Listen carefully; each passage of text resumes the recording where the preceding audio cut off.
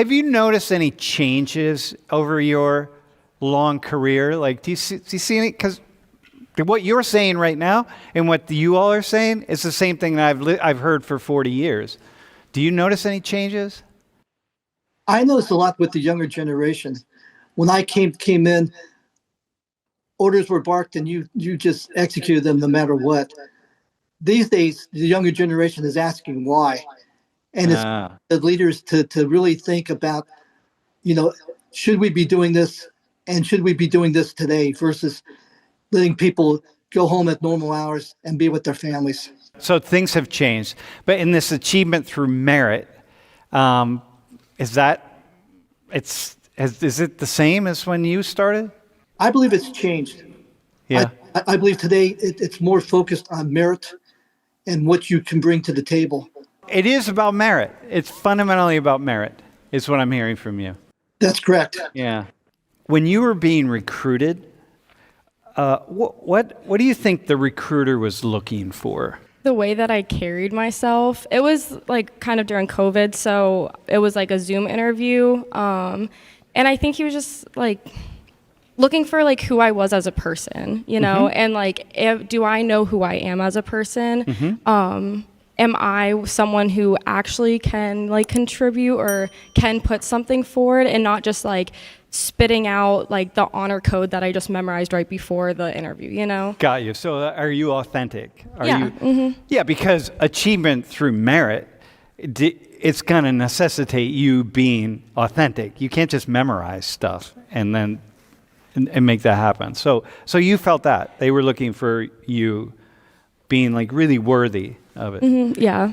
Cole, how about you? What do you think when you were being recruited? What were they looking for? I didn't really get recruited as much as I went to the recruiter and I'm like, hey, I want to be an airborne ranger. Didn't work out. But I did go infantry, 11 X-ray, but I already knew all of that. He's just like, okay, you fulfill the physical requirements, like good to go. Let's get you through MEPS. And as you were moving along in the process, as you were, over the years, like what do you think people were looking for in you to achieve? To rise up the ranks. Like once I was in the military. Yeah, once you were in. Yeah. Once you're in, there's a whole you go through TRADOC, training and doctrine command, and it's like a whole pipeline. I went through OSIT, airborne, and I failed out of RASP. And then I went to the 82nd. And during that process, they're building you and molding you into someone who can first be a soldier, then be an infantryman, then be a paratrooper, and then be a ranger. And then all along the way, you know what you have to do in order to get to the next step. Yeah, that's one of the great things about the Army. The requirements are very clear. It's like, do X, and then you do X, and it's like, okay, you have fulfilled the requirement. It doesn't mean X is easy, but you know where you're going generally. And everyone has the same thing. Yeah, we're all on the same page. Yeah, got you. Huh. Stefan, how about you? When you were were you recruited or did you? No, I just walked into the office. And you just walked in? Said, give me a job. I want to go to Okinawa. Well, how about you? What were they looking for? What do you remember? So I was saying the Marines, the only thing that honestly mattered was just uphold the standard and learn how to do your job and do it well and just be competent in everything you do. And over the years, how was that spelled out over the to you? years, then obviously when you become more competent, then it starts focusing on like small unit leadership and basically mentoring junior Marines and teaching them everything so that they can remain competent or become competent. And like for you as a black guy in the military, how much did that come into play? Not at all. Yeah, you just did. You did your thing. You felt like I got to do my thing and I'll do it. Yeah, in the Marines, I never experienced racism or anything like that. I never we all would make jokes and stuff like that, but it was never racism or anything like that. So what do you think we could learn from that in the world, right? Because we don't have that sense. We have a sense that there's the narrative that there's all this racism woven into the larger culture. But what could we learn from the Marines? I think everything is just taken too personally now. Taken too personally? Yes. Yeah. So in other words, just spell it out. Either jump over the jump through the hoop and get to where you want to go, or don't jump through the hoop. But either way, like, you either do or you don't. Yes. And if you don't, then you wait until you figure out how to do that. Correct. Yeah. And you would say the same thing.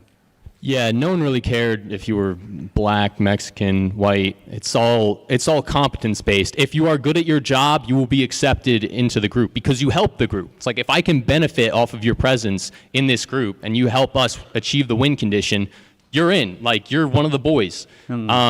Yeah, we don't really care. Like, as long as you're, dialed in with the boys, and you're good with us. Hey, Mark, what do you think about that? What they're saying? I agree with everything that they're saying. I think in the military, I was fortunate enough to get an ROTC scholarship, so I went straight in the Army right after college. And in the Army, in the officer corps, and then in enlisted corps too, there's stages that you have to go through, and they encourage schooling, military schooling, civilian schooling, anything that you can do to better yourself, to learn more. You can be more competent, and you can contribute to achieving the mission. It's always stressed to learn more and to achieve more each and every day. The rest of us, the rest of society, like, we could learn a lot from the military. What do we need to learn, do you think? Honestly, I think we all need to respect and treat each other with dignity more. I think that's missing in the American culture. The golden rule: treat other people like you would want to be treated. And that implies achievement through merit, right? That if I want achievement through merit for other people, then I got to accept it for myself. If I don't achieve, I don't achieve, and that's what it is, right? That's correct. Hey, when you were going through the ranks and moving up the ladder, you ended up you retired as a lieutenant colonel. So, what were people looking for? Honestly, competence, dedication, selfless service, living the Army values. I think competence, okay, dedication, and responsibility. So, like, I want to know from the three of you. So, Brittany, I'm going to come back on a different question for you. But the three of you, when you didn't achieve what you wanted to achieve, who'd you blame it on? I mean, this is like true outside of the military. This is like a reality of being a man. You have to take accountability for your actions.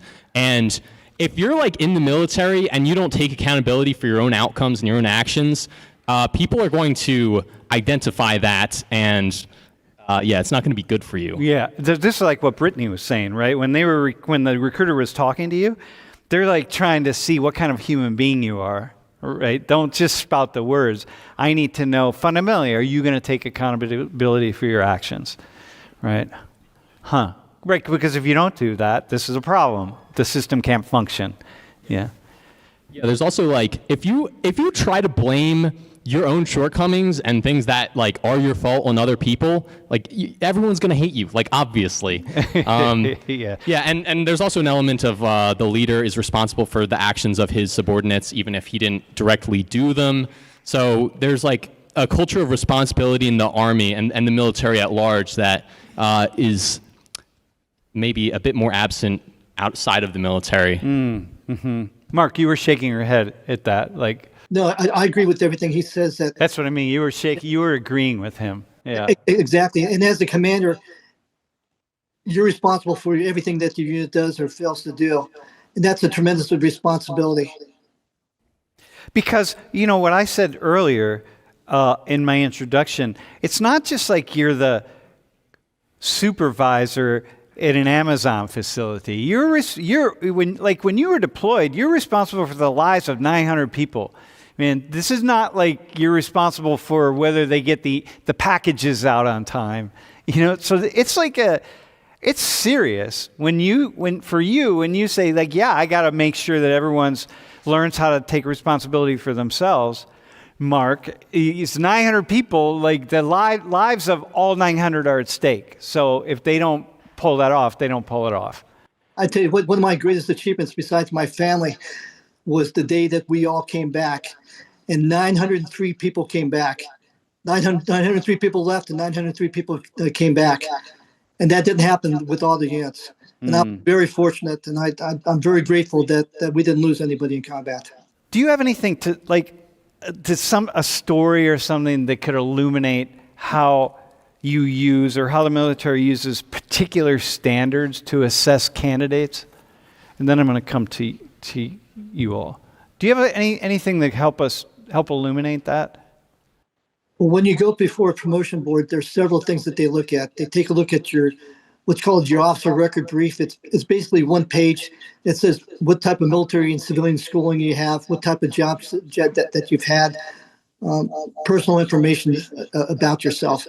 And then there's a picture because they want to make sure that you're fit and you're not overweight. And then the third thing that they look at, they take a look at your records. And for the officers, it's officer evaluation reports and efficiency reports and academic efficiency reports. And they take a look at the job that you've had, what your raters and your boss's boss, that they call them seniors, what they write about you. And then they score you with other people. And the people with the highest scores, their merit is what gets them promoted. So it sounds to me like it's just really super clear what you need to do, and you either do it or you don't do it. That's correct. And if you do it, you won't get promoted. Stefan, are you in agreement there on that? It's super clear? Yes, it's super clear. Like even if with the physical standards, even if let's say there's two people and both of you have the same physical standards, but if someone took more like courses for their job to get more advanced, then he would be the one that would get promoted over the other person that took less. Mm-hmm. So it's just like a constant. You're constantly able to measure yourself against your peers. Yes. Against your peers, huh? It's so interesting because here we are in this world, the academy, right? Where everybody here, you've all been taught that it's not what you know, it's who you know.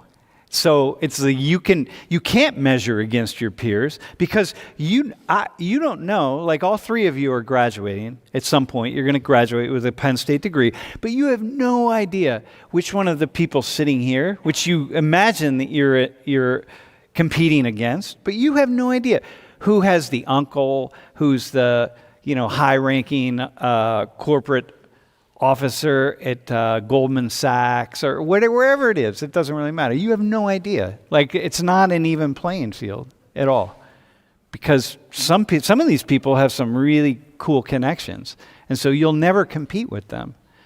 Whereas in the military, you can. Huh. I just want to really emphasize how mind-blowing that is. And Brittany, when you think about going in, right? So joining, yeah, because in ROTC you're not part of the military. You're a student, and you don't take that oath. And you don't join. But when you think actually on scholarship, you do have to take the oath. So technically, I was on like an enlisted member, like in school. Okay, I got you. All right, but you were able to. Yeah. Okay, what makes you want to go back? Like, what makes you? I think just because, like, I kind of was my best self when I was in the program, like, kind of self-discipline wise, physically, like, and I did really well. Like, I think it really aligns with having those, like, clear cut, like, this is what you do if you want to do this or succeed this way. Like, I like the order that came with it, and like I did well. Like I was in the top 10% of the National Cadet Corps, which like I got because of my like PT score. I got because of my grades, my involvement. Like all those things were just clear cut, and then I was in it. Well, your PT score is? I think it was. No, not what your score is. What's it reference? What's your score? It's like for like physical training. There's like the PT test, like the fitness test, basically. Okay, so let me ask you a question. This idea of achievement through merit as a woman, how'd you think about that? Well, I think probably going into the program, because I didn't do like JROTC, so I didn't really know that like aspect or kind of like what to expect. And I thought that it would be a little bit more, like I would kind of be like a weaker link, But you aren't. I mean, first, the PT scores are a little like curved differently, not by much, but just like physically, I am different than like you guys. Yeah. But also just like people would help. Like when we would do like the obstacle courses and I couldn't like jump over the wall because, you know, it's like so tall, like everyone helps you. And so like, Yeah. I really don't think, like for me, I never struggled like being a girl.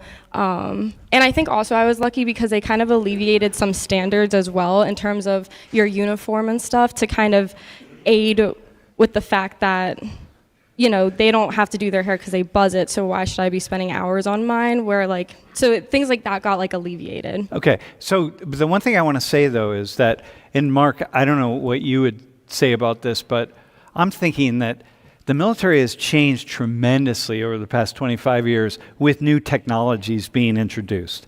You know, the person who's flying the drones on the other side of the world doesn't need to be able to carry an 80 pound or what's a rucksack in the Marines, bro? What's it weigh? I forget the exact number. I think it's like 40 or 50. Yeah. Well, they don't need to carry that. Like, you know what I mean? There are different roles for lots of different people, and so things change a little bit. So when you just made that comment about, yeah, well, the standards are slightly decreased for you as a woman, the slight decrease is still, there are lots of different positions. There are lots of different things. So it doesn't mean in any way that you're not achieving through merit. There are lots of things that have to happen. So, yeah. Yeah, I definitely think that I'm not completely against women in the military, but there are definitely, as you alluded to, some jobs, a lot, especially surrounding in the area of like combat. Yeah, for sure.